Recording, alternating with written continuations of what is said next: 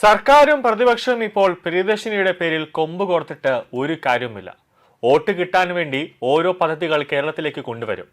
ഇതേ സർക്കാർ തന്നെ, അതായത് ഇതേ കോൺഗ്രസ് തന്നെയാണ് കർണാടകയിൽ തെരഞ്ഞെടുപ്പ് സമയത്തും അവിടെ സ്ത്രീകൾക്ക് സൗജന്യമായി യാത്ര ചെയ്യാം എന്നൊക്കെ പറഞ്ഞുകൊണ്ട് ശക്തി പദ്ധതി കൊണ്ടുവന്നത്.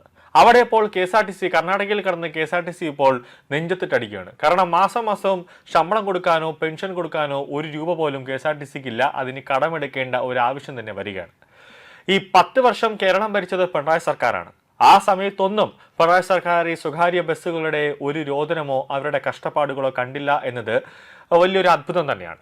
കൂടാതെ ഇപ്പോൾ ഗതാഗത മന്ത്രി CP ജോൺ പറയുന്നത് ഈ സ്വകാര്യ ബസ് ഉടമകളെല്ലാം തന്നെ വേറെ ഏതെങ്കിലും പണി നോക്കിക്കോണം എന്നാണ് പറയുന്നത്. അത് അവരെ സ്വകാര്യ ബസ് മേഖലയെ കംപ്ലീറ്റ് മൊത്തത്തിൽ അപമാനിക്കുന്ന ഒരു രീതിയാണ്.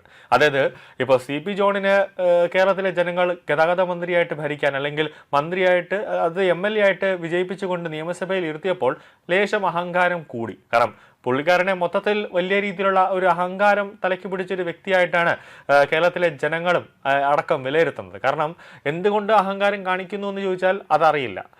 ഈ പ്രിയദർശിനി വന്നതിന് ശേഷം സ്വകാര്യ ബസ് മേഖല തകർന്ന് തരിപ്പണമായിരിക്കുകയാണ്. ഇപ്പോൾ തന്നെ വയനാട്, മലപ്പുറം ഉൾപ്പെടെയുള്ള ജില്ലകളിൽ തന്നെ ഈ സ്വകാര്യ ബസ് മേഖല മൊത്തത്തിൽ ഇപ്പോൾ അവർ സർവീസ് നിർത്തിവെക്കുന്ന ഒരു അവസ്ഥയിലേക്ക് എത്തിയിരിക്കുകയാണ്, കോഴിക്കോട് അടക്കമുള്ളവർ. എന്നാൽ അവരെ അപമാനിക്കുന്ന രീതി ഓരോ ദിവസവും ഗതാഗത മന്ത്രിയുടെ ഭാഗത്തു നിന്നും ഉണ്ടാകുന്നു. അവർക്ക് വേണ്ടി അനുകൂലമായ ചർച്ചകളൊക്കെ നടത്താമെന്നൊക്കെ പറയുന്നുണ്ടെങ്കിലും പറയുന്നതല്ലാതെ അതിൻ്റെ ഒരു നീക്കുപോക്കും അവിടെ നടക്കുന്നില്ല എന്നത് മറ്റൊരു പ്രധാന കാര്യം. CPM-ന്റെ പ്രവർത്തകരോടെല്ലാം പ്രിയദർശിനിയിൽ കയറരുതെന്ന് പറഞ്ഞാൽ 35% പേർ കയറില്ലല്ലോ എന്നാണ് CP ജോൺ ഇപ്പോൾ പറയുന്നത്. അതായത് ഇത് MV ഗോവിന്ദനിട്ട് ഒരു കൊട്ട് CP ജോൺ കൊടുത്തതാണ്. സ്വകാര്യ ബസ് ഉടമകൾക്ക് അതിന്റെ പ്രയോജനം കിട്ടുമല്ലോ എന്ന് മന്ത്രി CP ജോൺ പരിഹസിച്ചു. സ്വകാര്യ ബസ് മേഖലയിലെ പ്രശ്നങ്ങൾ പഠിക്കാൻ മുഖ്യമന്ത്രിയുമായി ആലോചിച്ച് കമ്മിറ്റി രൂപീകരിക്കുമെന്നാണ് മന്ത്രി പറഞ്ഞത്. 30,000-ലധികം ബസ്സുകൾ ഉണ്ടായിരുന്നിടത്ത് ഇപ്പോൾ 8,000 ബസ്സുകൾ മാത്രമേ ഉള്ളൂ. ഇപ്പോൾ തന്നെ ഈ മാസത്തെ ശമ്പളം കൊടുക്കാനായി KSRTCക്ക് 100 കോടി രൂപയാണ് കൊടുത്തത്. ഈ 5 വർഷവും ഇങ്ങനെ ഓരോ മാസവും 100 കോടി വെച്ച് കൊടുക്കാൻ നമ്മുടെ ഖജനാവിന് പൈസ ഇല്ല എന്നുള്ള കാര്യം ആദ്യം VD സതീശനും CP ജോണും മനസ്സിലാക്കണം.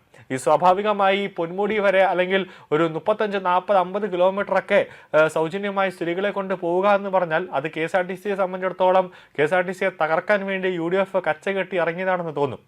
ഇപ്പോൾ തിരുവനന്തപുരം സർക്കിളിൽ തിരുവനന്തപുരം സിറ്റിയിൽ തന്നെ ഒരു 5-8 കിലോമീറ്റർ പരിധിയിലൊക്കെ സൗജന്യമായിട്ട് KSRTCക്ക് സൗജന്യമായ ഒരു സർവീസ് നടത്തിയാൽ കുഴപ്പമില്ല. പക്ഷെ അങ്ങനെ ഒരു 60 കിലോമീറ്ററൊക്കെ KSRTCക്ക് സൗജന്യമായി നൽകണമെങ്കിൽ KSRTCക്ക് അത്രത്തോളം KSRTC സാമ്പത്തികമായി നല്ല മെച്ചപ്പെട്ട ഒരു നിലയിലായിരിക്കണം.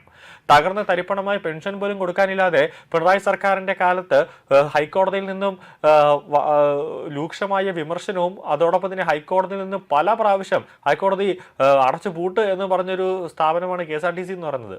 അപ്പോൾ ആ ഒരു രീതിയിൽ വെച്ചിട്ട് വേണം നമ്മുടെ ഇപ്പോഴത്തെ നിലവിലത്തെ UDF സർക്കാർ KSRTC ഒന്ന് വിലയിരുത്താൻ. സ്വാഭാവികമായി KSRTCക്ക് ഒരു കോട്ടം തട്ടാത്ത രീതിയിലാണെങ്കിൽ തിരുവനന്തപുരം സിറ്റിയിലും മാത്രമായി സർക്കുലർ ബസ്സുകളെ മാത്രം പ്രിയദർശിനി എന്ന പേരിൽ ലേബൽ ഒട്ടിച്ചുകൊണ്ട് സർവീസ് നടത്തിയാൽ അത് KSRTCക്കും ലാഭമാവും, അതോടൊപ്പം തന്നെ ഈ സ്വകാര്യ ബസ് മേഖലയിലുള്ളവർക്കും അതൊരു ലാഭമായി മാറും എന്നതിൽ യാതൊരു സംശയവുമില്ല.